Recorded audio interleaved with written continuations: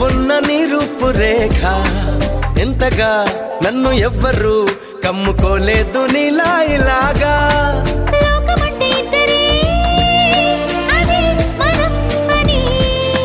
స్వర్గం అంటే ఇక్కడే అంటే సరే అని